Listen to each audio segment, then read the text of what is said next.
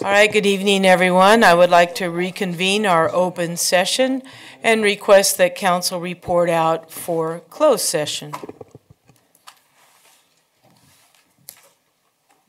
Yes, the board met in closed session to meet with its labor negotiator, identified as Kurt Henke, to discuss the negotiations involving senior safety management and non-safety senior management. There was no action taken. Thank you, council. All right, moving along to action items.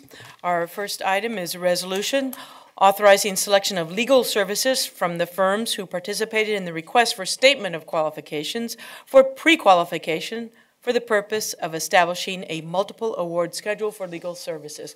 Mr. Davis, welcome to the podium. Thank you, Board President Jones, Directors, Chief Hinke. The item for you today or tonight is a completion of a very long process. It began back in November of 2010 when we received approval from the board to issue a statement of qualifications request for legal services. It had been quite a while since the district had gone out for legal services, and we felt it was appropriate to go back out and sort of cast the net again and see who was out there that was interested in providing services to the district. We did the announcement across a number of disciplines, including litigation and tort claims, personnel, labor benefits, land use, subdivision map act, real estate, public contracts law, public finance law, grant acquisition and administration, insurance, redevelopment, fire district law, consolidation and annexation, and I mean, a lot of different disciplines went into this statement of qualifications. It was out for quite a while. The applications and the submissions were due back in June 20th of 2011, so there was plenty of time, and I can tell you there was a lot of phone solicitations, folks calling in and asking questions about the solicitations, and those were all dealt with. And the board clerk then opened took the packages and prepared it, and then there was a selection committee that was put together, and we reviewed the applications between August 15th and September 15th of 2011. The result of tonight's presentation is the multiple award schedule that we have arrived at, which represents a cross-sectional panel which will address all of those subject matters that we just discussed, and a recommendation for general counsel. So at this time, I'd like to read off the names of the folks, the firms that we identified as comprising the multiple award schedule, and that's Longyear, O'Day, and Lavra, Chronic, Moskowitz, Tiedemann, and Gerard, Myers, Nave, Van der Meiden, Allison, Miller and Owen, Burke, Williams, and Sorensen, Liebert, Cassidy, Whitmore, Atkinson, Andelson, Loya, Rudd, and Romo. And our recommendation for general counsel, the firm that scored the highest overall in all categories, and also requested to be considered for general counsel, was Longyear, O'Day, and Lavra.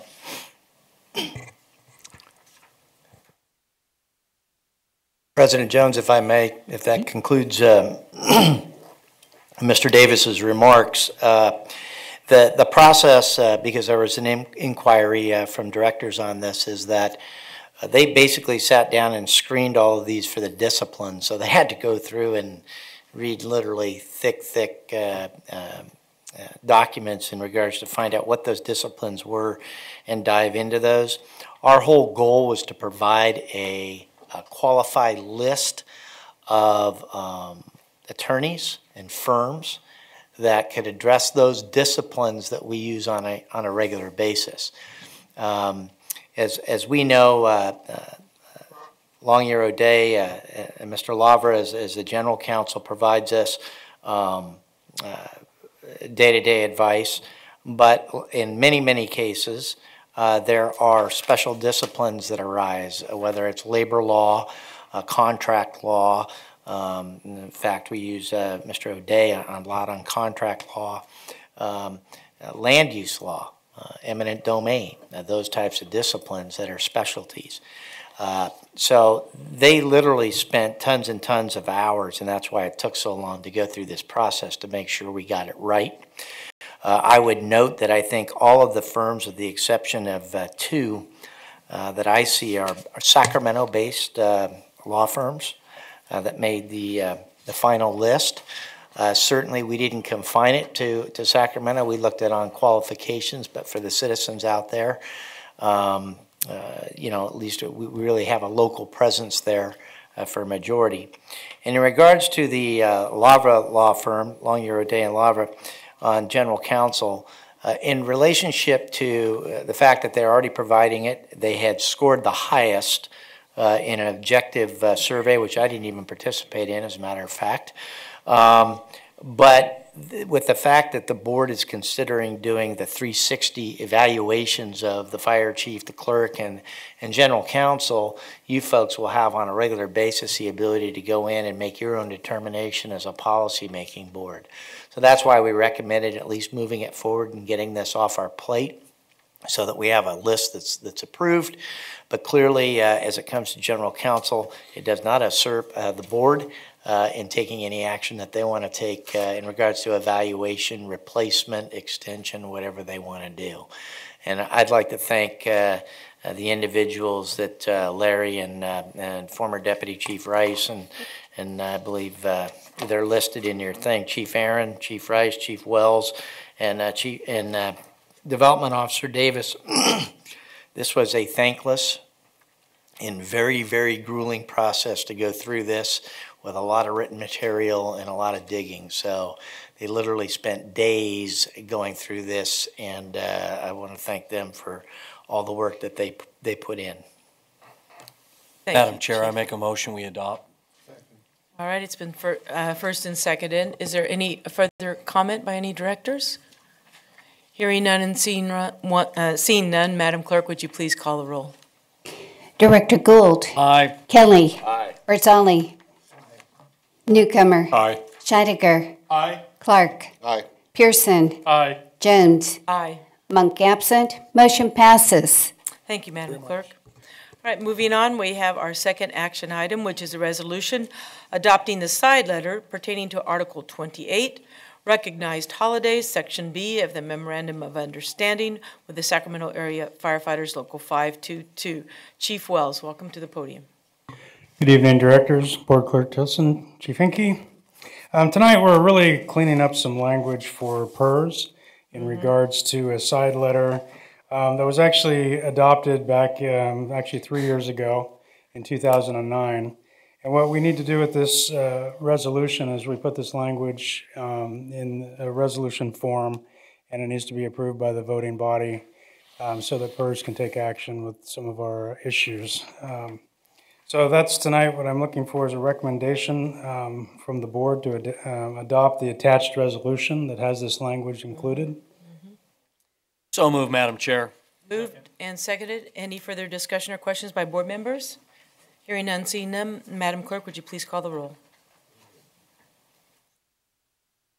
Directors Gould. Aye. Kelly. Aye. Barzali. Aye. Newcomer. Aye. Scheidegger. Aye. Clark. Aye. Pearson. Aye. Jones. Aye. Monk absent. Motion passes. Thank you, Madam Clerk. Action item number 3, revisions to current board policies. Workplace harassment policy number 21.005.02, formerly 3.140.01. Chief Wells again. Yes, this topic is actually just revising this board policy that was originally adopted. It was part of that large group that came through, I believe 18 of them in 2009. We've worked this policy through the policy committee on a couple of occasions. The most recent this evening for final review, moving to the consideration of the full board. A couple of small issues tonight. Grammatically, we made some amendments at the policy committee level that were going to be incorporated into the final document. It was literally just an and an of and a couple of things that did not have a contextual consequence to the document at all. And we felt from the policy committee that it'd be appropriate to move it forward to consideration of the full board, and then we would, of course, ask for your approval. Additionally, I've had, in fact, we could have the discussion, I guess, Director Scheidegger had a question, I believe. Oh, yeah, thank you. I like the changes and I support them. I just, on item number 13, where it talks about keeping the complainant apprised, I would like to see something added in there that talks about prompt notification of a resolution to both the complainant and the accused. It's been my experience having at-will employees working for me where they're not represented by the union and don't have close proximity to the proceedings, where individuals are not apprised and it continues to languish, and it kind of casts a cloud over the individual, particularly the accused. All I'm saying is that we could add some language at some point that clarifies prompt notification to both the complainant and the accused upon the point of a decision being made.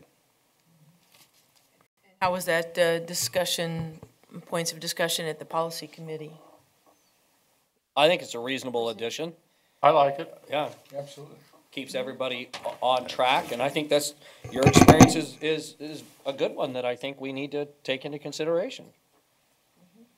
I could still see with some language that would be formulated to just that issue, this policy could still be moved forward tonight and adopted with the understanding that in that particular element, we will have some timeline for notification. And I think the policy doesn't have to come back to the full policy committee, but Mr. Chair of the policy, what do you think? I think the inclusion makes a great deal of sense, but I also agree there's no reason to bring it back. We can just move forward and work with some language, and perhaps when you have draft language, if you could forward that to the board president and to Director Scheidegger for some feedback, that would be helpful. Okay. Something along the lines of the district will keep all parties appraised? Is that the nature of? Correct. It'd be in that same section on 13, and something to the effect of, all parties or the complainant or the subjects of the complaint. All parties included within the complaint. Yeah, and I'd run it through some, obviously through legal counsel. Yeah, I would work with language along the lines of the district will keep the complainant and any person subject of the complaint apprised of the investigation. You don't necessarily want to bring everyone in, witnesses or persons who might know this or that or the other thing, but the person who's filed the complaint and the person who is the subject of the complaint can be added there. And I believe that from my experience here that's been the practice anyways, and I advise that and think it's a good practice. All right. And that is currently our practice, but we do need to memorialize it for 12 years from now. Mm-hmm. Okay, so with that included within the present resolution presented to the board, has there been, I don't think, have we moved and seconded it yet? Chair will entertain a motion for. Also move. Second. Been moved and seconded. Any further discussion? Madam Clerk, would you please call the roll? Director Gould. Aye. Kelly. Aye. Barzali. Aye. Newcomer. Aye. Scheidegger. Aye. Clark. Aye. Pearson. Aye. Jones. Aye. Monk absent. Motion passes. All right, thank you very much. All right, moving on, we have no presentation items listed. Next up is the President's report. The only item I have to report is the request actually is a very good idea from Director Newcomer to, at some point in the fairly near future, to include some sort of finance workshop for the full board. And I discussed it with him, and we presented it to the chief, and the chief has some ideas about perhaps at some point with in lieu of a full finance committee meeting, that we have a 4 o'clock or 4:30 start before a light board meeting agenda where we go through the Finance 101 so that Ms. McFarland and Mr. Campo can give us an overview of the changes that the district has initiated and projections for going forward. And hopefully we have a consensus for the full board to participate and calendars agree. Chief, did you have anything to add? Yeah, I would just say that I probably would start that at 4 o'clock. if that was the pleasure of the board, I would do it on a night that we have very, very little to do on the agenda for the regular board meeting, keeping in mind that people's time is precious. And that would allow us to do about an hour and a half to an hour and 45 minutes covering how the budget's put together, how Metro's budget is built, Budget 101, the changes that are being made in the budgeting process. And then the last 15 minutes can be an update of the Finance Committee meeting of where we're at, and then go straight into the 6 o'clock board meeting. I think if we did just an hour, it probably would not be enough. Probably needs to be more like an hour and a half, and so that's what I was allowing for. I had had discussions with President Jones and Director Newcomer on that. So if that's the direction, then I would try to get something set up. I'm thinking March or April for that, and I'll talk to the CFO about that tomorrow. All right, thank you very much, Chief, and thank you for the consensus. I think it'll be well worthwhile for all of us, especially going into the budget review process. Okay, Fire Chief's report. Chief Hankey. Well, first off, President Jones, Board of Directors, as you know, the media has been covering, and as we've been keeping appraised on finance, we have suffered about $1 million loss in alleged the property revenue, property tax revenue that we were expecting. A majority of that was on the Teeters program, which was from last year, and that has created a strain. And you know, clearly, if we were going to if I knew that we were going to end the year somewhere in the $500,000 range to $1 million short, maybe, and with just a month left in the year, I would sit there and take a different course.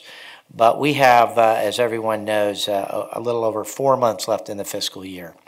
And so we felt that it was prudent to go ahead and initiate several actions to try to whittle down that deficit. So one that was already approved by the board is to brown out one additional company. The labor, senior staff, and Line BCs met to discuss this on how best it would be achieved. And at Station 26, they discussed all items, rotating brownouts, all that type of stuff. But at Station 26, we just put one of our new truck companies in service in there on the Saver grant. That's a dual company house.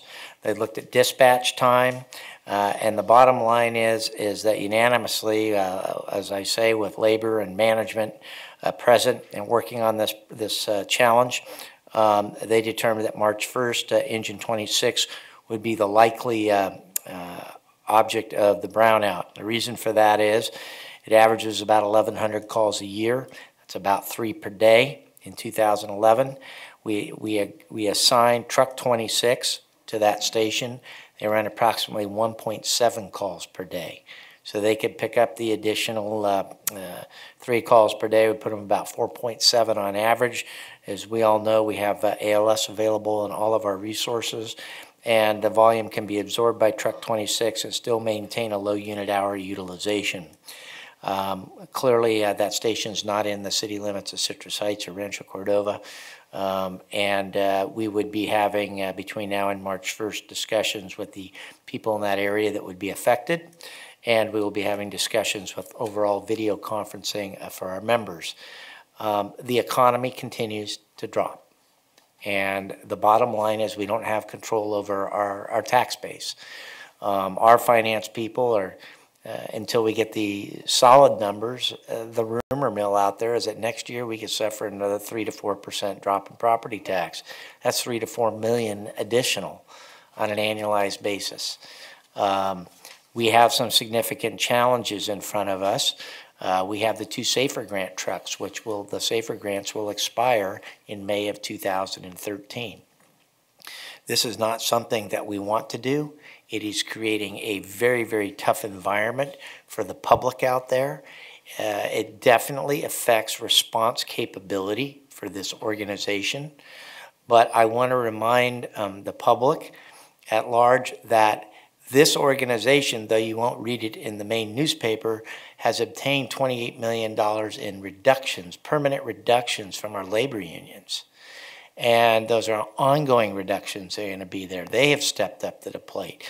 Management has stepped up to the plate and led again. Everybody is giving. We are on the magnitude of 21 to 22 million in lost tax revenue to this district. As I talked to several city managers over the last several days, these are conservative city managers who run a very tight ship in the entities that we serve. Revenue is going to have to be part of the picture. We cannot just continue to cut and cut and cut and cut. It really is cutting into the bone in services. In the meantime, we're also going to move the staff captain in the fire chief's office back out online, so there'll no longer be a staff captain, and we will delay the setup of the helicopter operational thing from June 1st to July 1st. Clearly, it saves a little bit of money, but with less resources out there, today they had about a 20-acre fire in Soda Canyon and Napa County wildland fire. This is February. We had 40-mile-an-hour winds. We've had very little rainfall. I don't want to be the one that says we could have a very wet March and April. We might get lucky, but more than likely it's going to be a bad wildland season. So we're making those calculated risks, and we'll be delaying that operation. And that saves us about $500,000, all those items, and gets it into a more reasonable perspective to handle towards the end of the year.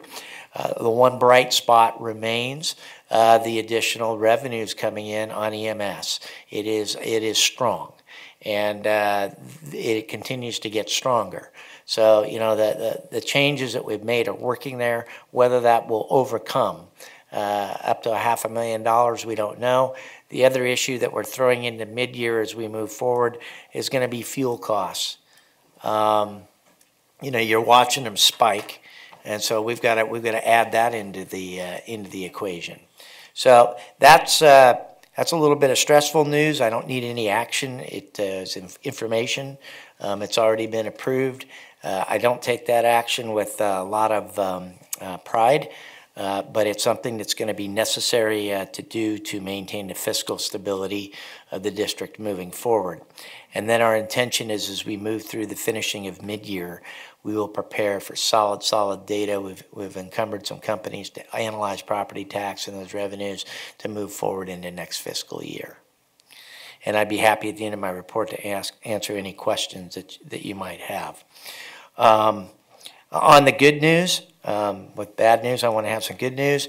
As we were sitting here about an hour ago, I was advised by Larry Davis, who we like to refer to as the money man, that Metro Fire just was awarded a $1.7 million grant to, we believe, replace our defibrillators and monitors to the tune, and that's about a $2 million deal. I'm pretty proud of Metro Fire because we offered this to our regional partners, and our regional partners didn't want to go in with us on this, and they all needed monitors. And at the end of the day, we said, well, we're going to step out and we'll put this in for ourselves. And we're participating in some regionals as well for TICs, and it looks like that's moving forward as well. We've got interest from them on awarding that grant as a regional. So my hat's off to Larry Davis and the EMS staff that worked very, very hard on putting that together. We'll have more information as we get it to you, but that looks like it would darn near replace all of our monitors, which, by the way, are around 14 to 15 years of age. I mean, that's how old they are. They're being held together, I hate to say it, with bubble gum and duct tape. Not literally, but the bottom line is it was a big expense that had to be done, and we're looking forward to making that happen.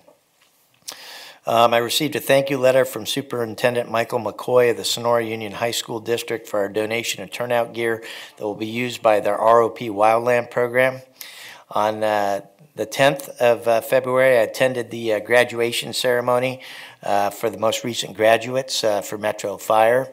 And I didn't get the opportunity to thank Brenda and Jason Wenner on the fire camp issue, But I have identified with the Deputy Chief of Operations, and if these kids are watching out there, 45 people that will be happy to participate in fire camp this year on their own time, because there are 45 people that are working for our organization that are lucky to have a job and an opportunity.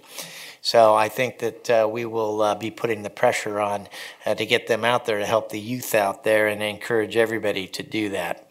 It was nice to see, although it made me feel like I'm 150 years old, that somebody that was in fire camp at 10 years of age in 2000 is now working for us as a frontline firefighter.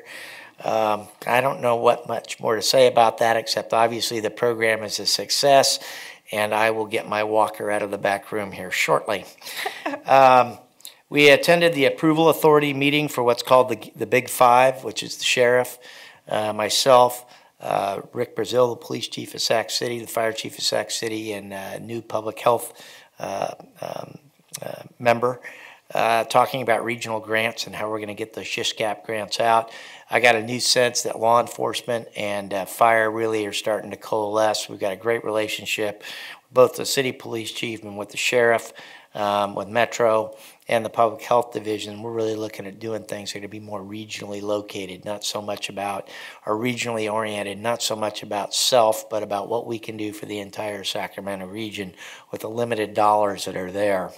Also attended the county chiefs meeting.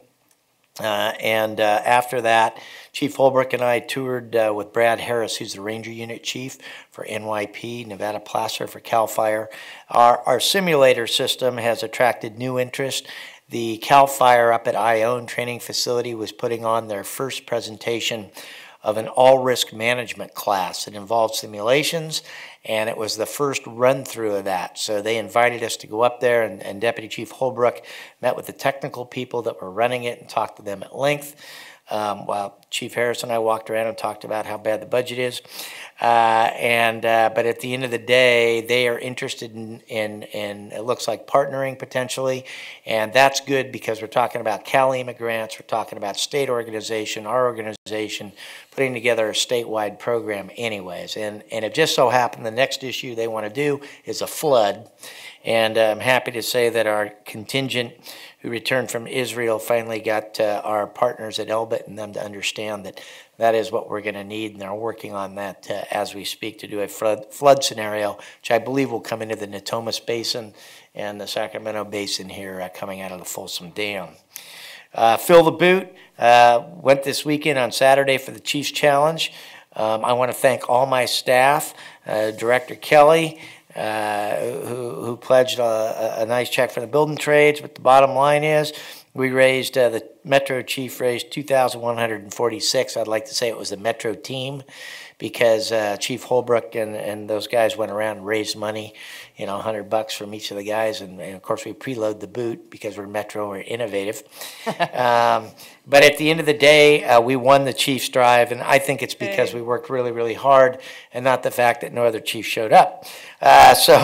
Anyways, if you can't outraise them, you just make sure they can't get there. But at last count this morning, the boot drive, which goes to the burn charity, had raised over that 4-day period $105,000, and money is still coming in. So in these tough economic times, that's very, very, very good to see. And again, I'd like to thank all my staff and Director Kelly and the building trades for helping out on that. Yesterday or the day before, on the 21st, I had lunch with City Manager Henry Tingle from Citrus Heights. Great meeting. They too are suffering the economics of it. I mean, you're talking about Citrus Heights and Rancho Cordova are two really built contract cities. The way they do business, it's as streamlined as you can get. And they are very, very tough and fiscally responsible city managers, and even they are realizing that, you know, you can just keep cutting and cutting and cutting, but at some point, you know, there's got to be revenue if the citizens want to maintain services. So it was a good discussion about those types of issues. We also met with Troy Givens from Sac County on the redevelopment issue. So the board knows Sac Metro is the largest independent fire district, or independent district, period, in Sacramento County. As such, we will hold the seat on the 3 redevelopment panels, one for Sac County, one for Citrus Heights, and one for Rancho Cordova. And we met with those perspective with the county and really talked about appropriateness. We're really looking at somebody that's technically proficient, all the agencies are, in the redevelopment arena. So I probably will be coming with the recommendation of somebody like King Campo, who has a lot of experience from both district as well as city side on redevelopment, because it's going to be an exceedingly complex process. And it's going to be a political process, but we really need those technical people to get in there and make sure that it's done right and work with cooperation. It is going to take several years. They are going to be required to sell massive pieces of land off that then they have to break back up and give back to the proponents that had it. And as much as it may be a benefit to the districts, which it clearly is in the schools, you know, it also creates a stress and strain in regards to the cities that we cover, Rancho Cordova and Citrus Heights, and we clearly want to have people on there that are sensitive to those issues and the great work that they've tried to do, because they really have used redevelopment in a very proactive and responsive manner in both these cities. And then you just go out to McClellan with Larry Kelly out there and look what they did at McClellan Air Force Base. I mean, it's just absolutely tremendous. And of course, Mather. So, you know, this issue, there's probably no winners, and we're all going to lose to an extent. And so we need to be sensitive about that. And from a standpoint that we win, I think from a management standpoint, they're going to have to come up with some other alternative to get construction back up and running in these communities that do it right. And hopefully the legislature will have something along those lines. Yesterday I met with Kelly Keenan, the Ranger Unit Chief from Amador El Dorado Unit. We had a great meeting in regards to the upcoming fire season, the sharing of resources. Air resources are becoming limited. So that in case you know, the U.S. Forest Service is actually having discussions in Washington, D.C. and rumblings about eliminating aircraft in their entirety. CAL FIRE is got 13 ships, I think, statewide, is what they're looking at. They're older ships, getting them rebuilt. We are going to really be depending on each other in regards to sharing resources, whether it's aircraft, engines, dozers, or whatever. And so it's very important that we maintain those relationships. Today we had the 2011 Employee Awards Luncheon. I really want to thank Brenda Briggs for the hard work that she did, and Mo Johnson for doing a great job on the MC, and everybody that put the hard work in putting that together, and all the directors that showed up. I know it was greatly appreciated by our people. I know that Director Orzalia was near and dear to his heart about getting the system back up where people would get a recognition for years of service. It had been many years since we had done this because of the budget, and I can tell you that the employees were very, very grateful for the opportunity, and made you really, really proud to be me and to be part of this organization, to see what great employees and partners we have. Upcoming events, we have the JPA Governing Council meeting for the training center. Get ready. It's about ready to move very quickly. We'll be voting on the fencing of the entire project out there, and Captain Johnson is going to be presenting a plan to enter into the EMT and paramedic business for the Regional Fire Academy and the regional training facility out there. We're talking probably about a net of $1 million a year in revenue coming in that really could be the genesis of that facility taking off and having some standalone capability. And I think that's going to lead us to a lot of different things that we can do. And again, it's a great partnership between Sac City, Cal EMA, and us. But I got to tell you, at the same time, I have yet, and it's only been 8 or 9 months or whatever, I have yet to have Metro staff tell me that they can deliver a program and then not deliver it. And normally they underestimate the amount that they can do, and they end up on the high side. So, you know, Captain Johnson and all the people, Chief Wagner and everybody that's involved in that, and I know Director Kelly sits on the board. I'm pretty excited. I think in 12 months you're not going to recognize that training facility out there, and it's going to be one of those state-of-the-art things that really finally takes off after 15 years of hard work. The 13th Annual Community Volunteer Awards, I believe, are tomorrow night here at the for the Cordova community. Metro CERT will be receiving an award from the Cordova Community Council, the 2012 Distinguished Community Service Organization Award. An assistant chief who's responsible for Rancho Cordova will be there, Walt White, to do that. Next week, I have a joint lunch with the sheriff and Chief Brazil from the city, both law enforcement partners, to talk about regional issues affecting us and grants and what we can do together. Also next week on Monday, Tuesday, Wednesday, we have a senior command staff management retreat that will run for about 2 full days and 2 evenings. We will be having a facilitator come in and basically setting up for next year. As everybody knows, we have all new people. I mean, we promoted all new assistant chiefs, and there's a couple deputies and myself that are here, but this is my first year really being at the helm. We want to make sure that we get that stuff moving right, and at the same time be prepared for the board's retreat, which I believe has been scheduled. I have to check with the clerk, but I believe we have dates that are being scheduled for a board retreat where we'll spend a day working with the board of directors, you folks, and labor and management, putting together your vision for where you want to see the district go for the next year and that. Comm Center board meetings on the 28th, and I think that all of that, I always have to look because Jill sneaks stuff in on me, concludes my report. I do not believe, wait a minute, I got one more page. Oh yes, one more. On the March 1st, staff will be attending the Sac Metro Chamber State Legislative Summit. Also on the 3rd, the Firefighters Burn Institute 2012 Crab Feed, 6 p.m., St. John Vianney Parish. Probably misspelled that or misspoke. But again, the crab feed should be a great time. I hope to see the directors there. I'm definitely going to be there and looking forward to it. Our next WebEx meetings with our personnel on March 6th and 7th, and actually I think we're probably going to move that up a little bit with the timeliness of the next brownout that's going to occur. I have no new hires. Retirements, I'd like to congratulate Robert Ferry, Battalion Chief, effective February 10th.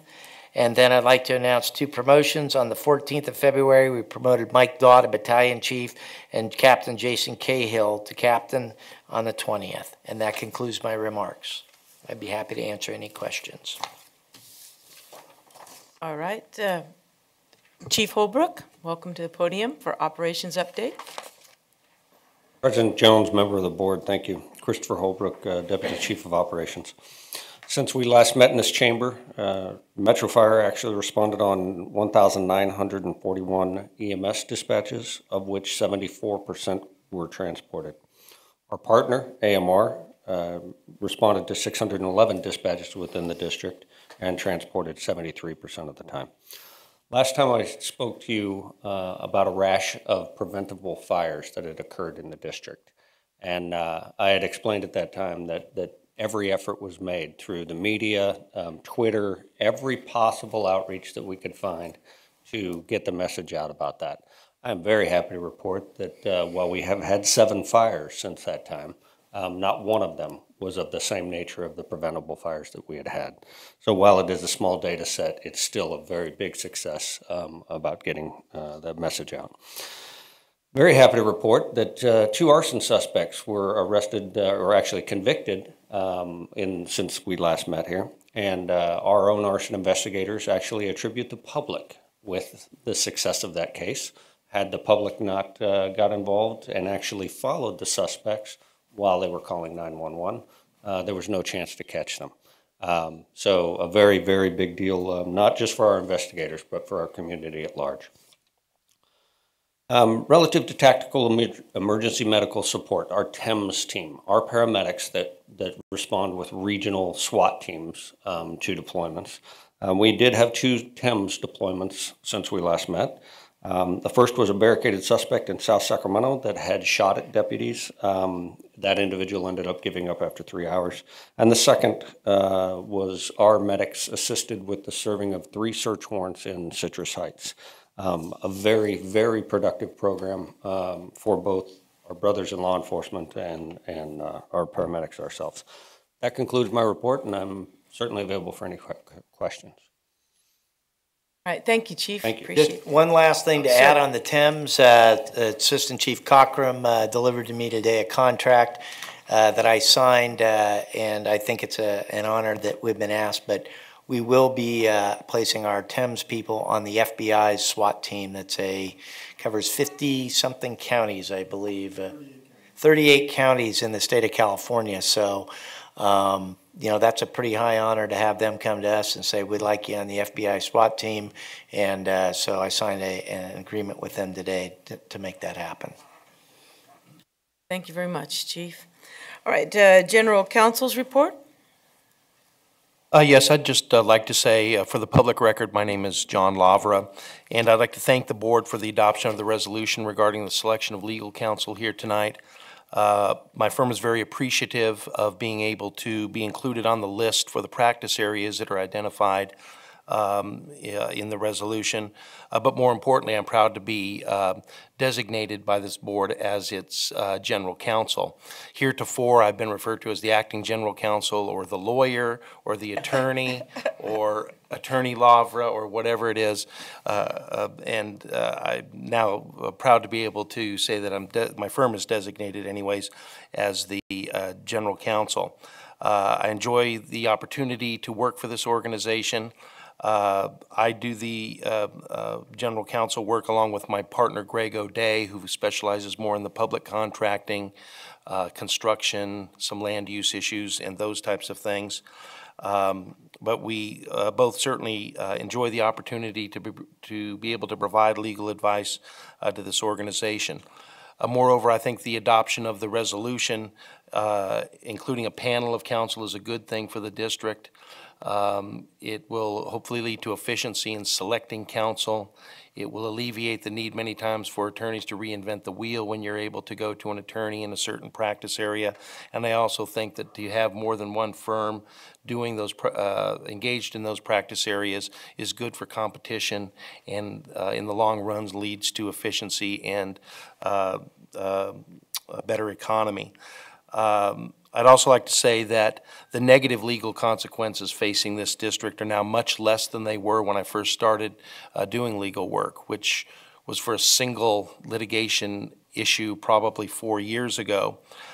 Since that time, there's been a significant decrease in personnel issues, labor issues, grievances, contract issues that cannot be resolved quickly. I'm not taking credit for that.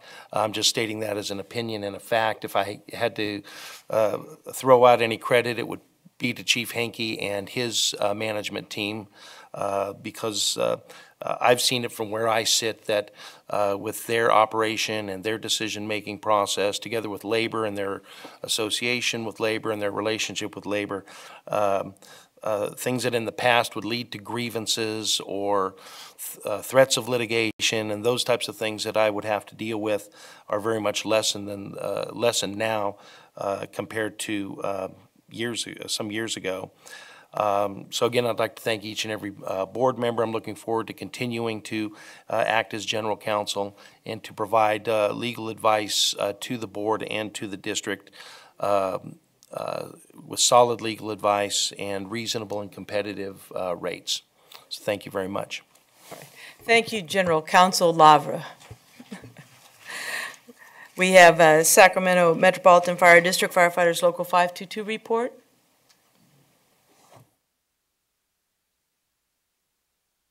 Welcome to the podium, President Rice. President Jones, Board, Chief Henke, staff, General Counsel Lavra. First time back as President of Local.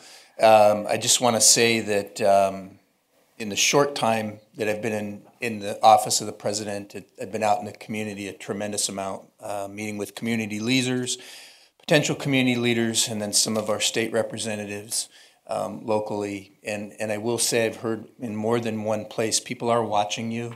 And as recently as just this afternoon, I was meeting with a past council person and a leader on another sizable board, and you are earning a very good reputation. People see the work you're doing. There's a huge change between what this board does today and what it did 30 months ago and beyond, and that's very much a compliment. You've taken the bull by the horns and got us to that next level.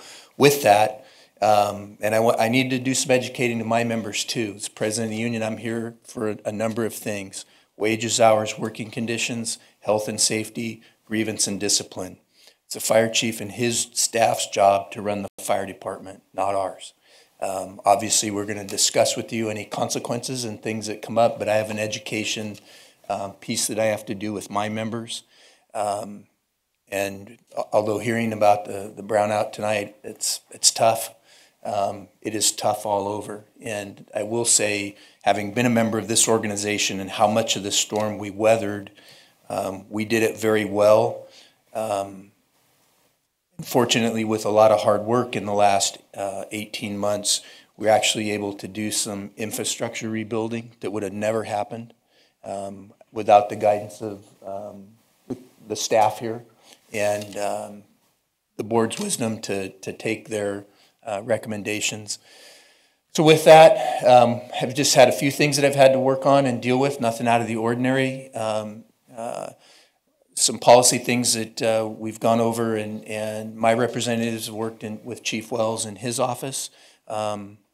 Things are going as smoothly as they can go for the way things are in our local economy. The one that we are doing, I'm going to I'll impinge on the fire chief a little bit. I'm going to send a couple of representatives to Cap. It's that's a place in our community that we traditionally have stayed out of. It's very important. It is where our leadership gathers and talks about issues. So I hope that Chief, you and your staff might take a few under your wing. I'm unable to go. I'll be at the American Burn Association in Seattle, which is highly important. And then also at Local 522 is going to join an effort for economic development in Sacramento for the future. I've spoke to Supervisor Susan Peters over it. Spoke to Chief Henke about it, and much of it is planning for our future, the economic future, the growth of our community and industry and business coming in that can support jobs. I'm hoping to take Local 522 and our position in labor to, I don't want to say a different place, but to a place that we can be a part of seeing Sacramento rebuild. You guys are doing a very good job. Keep a good eye on this redevelopment stuff. I think there's a lot more hidden going on behind the scenes than any of us know. So other than that, if you have any questions for me, I'd be glad to answer them. I'm very glad to be back, very proud to serve the members of the Sacramento area. Okay. Cap by tomorrow and you get a couple $100 off. They've done it. And actually, thanks, Director Kelly, I'll make sure. I believe they already have, though. Thank you very much, President Rice. All right, moving on to committee and delegate reports. Executive Committee, we met this evening, and Director Newcomer stepped down, and we have Gary Monk, Director Gary Monk, on the Finance Committee. And that was the extent of our work tonight. Number 2, we have Communication Center, JPA.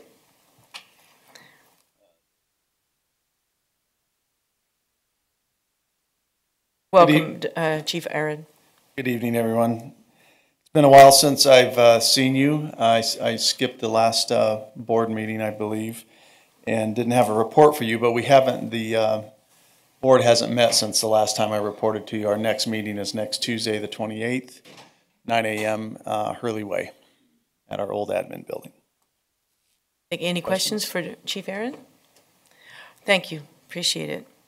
All right, moving to California Fire and Rescue Training, JPA, Director Kelly. Yes, the JPA will be meeting.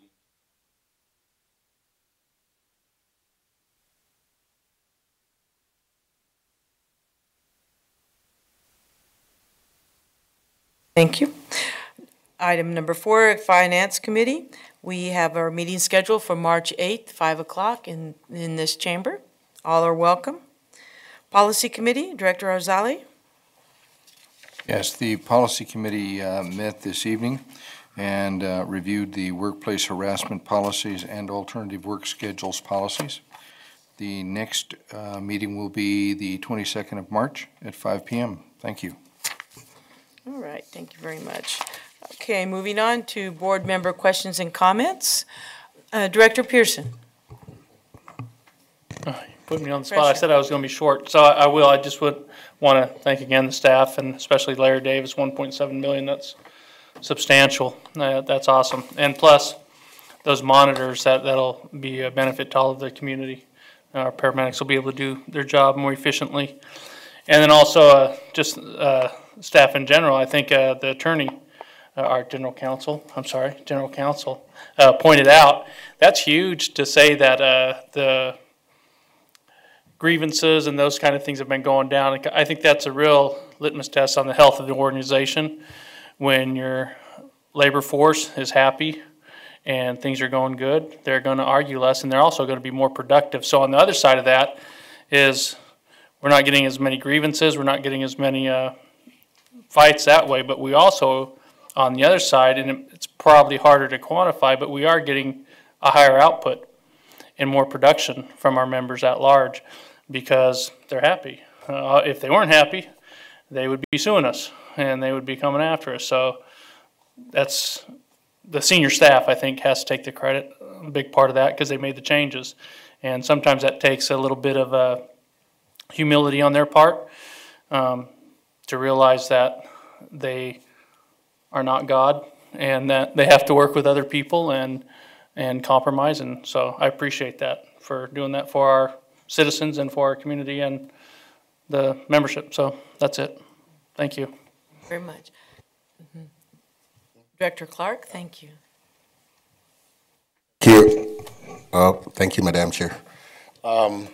Yes, I would also like to, first of all, I'd like to congratulate the promotees. All those been promoted by the chief. I think it's a good thing. It's healthy for the organization to reward people for their hard work.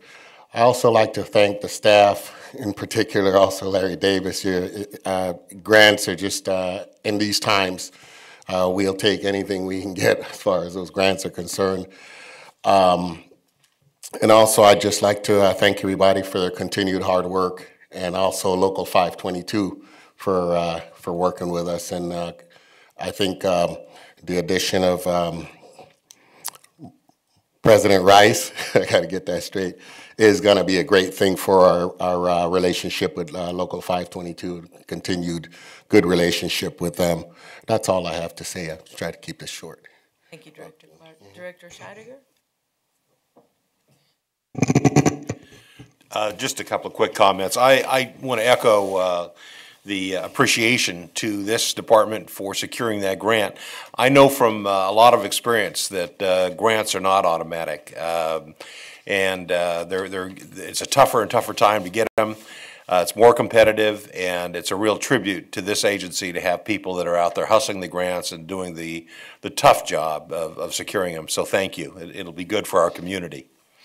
I also want to acknowledge the fire camp. I had the privilege of going to the closing ceremony, graduation, whatever, and it was just great. Had a chance to mingle with members of the community, parents, if you will, that were just talking up the program and how much it meant to their kids. And I think it's just great as another example of how this agency reaches out to the community. So thank you for making that work.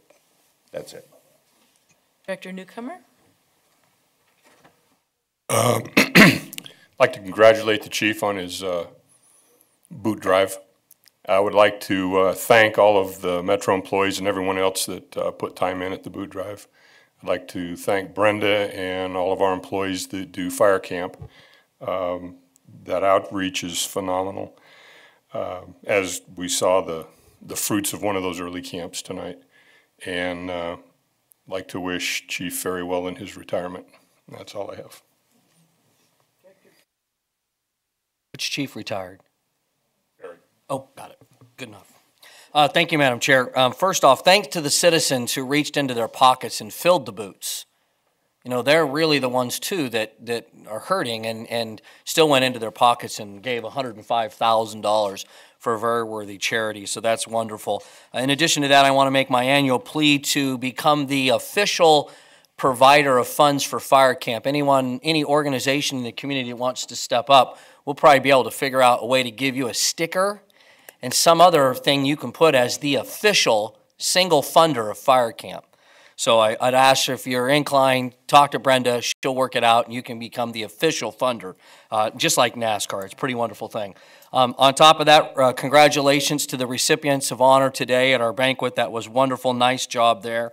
And then finally, you know, we talk about suspending the implementation of the helicopter because of our financial strains. And I'm just wondering if, given what may become a real need in this region for that particular asset, if we may want to reach out to some of our regional partners and look at having them help us fund that bridge for those 30 days. Because if we have a fire June 1, in another area outside our district, even inside our district, we may be able to tap into them and them get an asset, or at least protection of the possibility of an asset for a very cut rate for that 30-day window. So maybe we want to look at looking at some of those options, and I know staff will do that. But that's another one of those things where let's look at our partners who aren't going to get a helicopter either for 30 days potentially, and they may be willing to front load a little bit of that. So I hope we do that. But again, my plea is that we find a funder of fire camp in this community to become the official, and again, you'll get a sticker, a big one,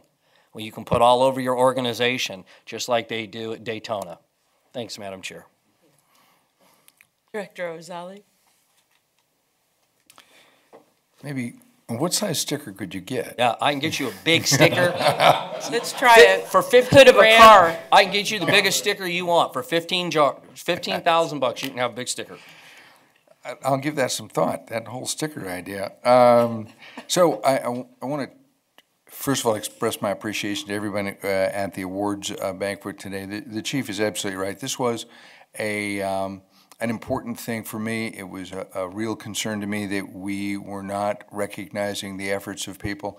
I congratulate the chief for reinstituting this, because I think it is absolutely critical that we provide those things for people who have worked so hard and done so much to help the community. Tomorrow I want to thank the team that's going to meet with me and on the formalization of the Sacramento Metropolitan Public Safety Foundation, the intent of which is to move in that direction and help provide ongoing stabilized funding for fire camp and some other initiatives. It's been a great team effort, and I look forward to moving that one step forward to its formalization.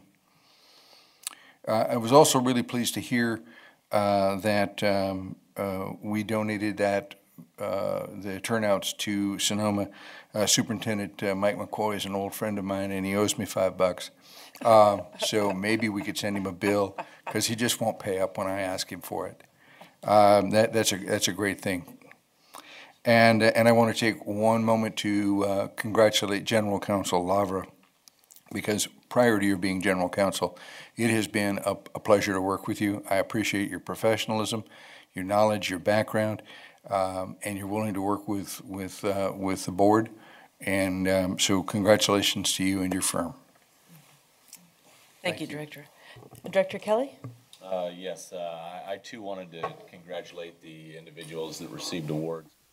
Supporters of Fire Camp, I think, again, great to recognize them, and certainly when it comes to visiting the city of Roseville or any other groups, if you'd like a director to go with you, please just ask me. I'd be happy to.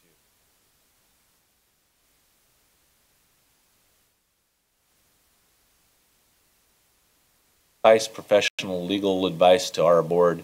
You roll with the punches in closed session, and it's a pleasure to have you here. Outside of that, I attended the Next Economy program with Mr. Davis and Mr. Scheidegger.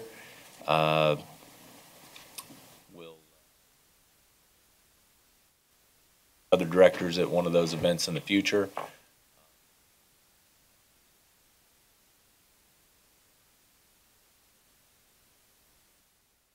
All right, thank you.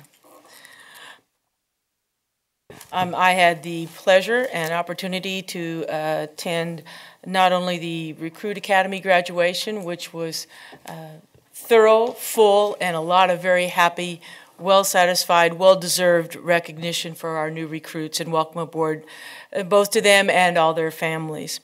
And also the awards luncheon today, excellent. Well done, Ms. Briggs. Appreciate all the effort. 101% as usual. It came off very, very well. And I already have my March 3rd crab feed ticket, so let's get with it. It's going to be a good one. Tomorrow night, we have the Cordova Community Council. We have our Volunteer Recognition Awards, and as the Chief mentioned, our Community Emergency Response Team will be recognized. I think that's a huge kudo in the community and the city of Rancho Cordova for our CERT team. It's a truly, what can I say? That is the way to get our community, our individual citizens, give them an opportunity to participate in the emergency services arena. And kudos to all the men and women who have participated so successfully in that CERT operation.